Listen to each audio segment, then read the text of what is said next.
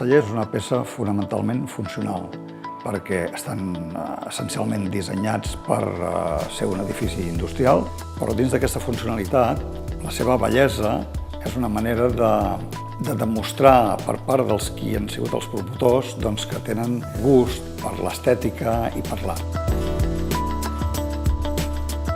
Els espais que requerien els cellers calia que fossin uns espais diàfans per tal de poder accedir amb facilitat a les tines que estaven disposades en dues fileres en dos costats. És cert que hi ha alguns cellers que estan fets, per exemple, amb estructura de cavalls de fusta. La fusta és cara. En aquest període històric el preu de la fusta es dispara. Martinell troba una solució, que és la utilització de l'arc parabòlic, que ell ja coneixia perfectament, del seu mestre Gaudí, que n'havia estat d'ell. Un arc tradicional, qualsevol tipus d'arc, són arcs que produeixen empentes i que requereixen grans contraforts o grans murs per absorbir aquestes empentes. Els arcs parabòlics no necessiten aquests elements de recolzament exteriors ni grans murs.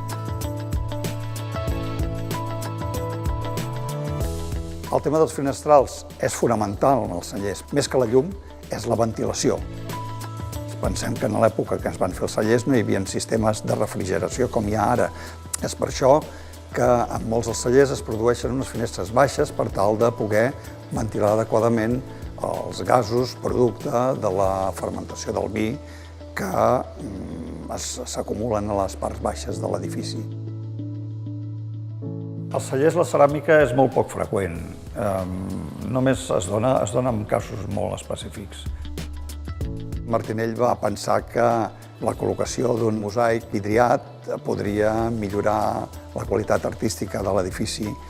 Tot i així, una de les coses que es va haver d'eliminar originàriament va ser el mosaic. Després de la Guerra Civil es va anar a buscar, que fins i tot sembla que no sabien ben bé on era, i el van recobrar i es va col·locar on ja la bonança econòmica ja havia millorat o havia canviat.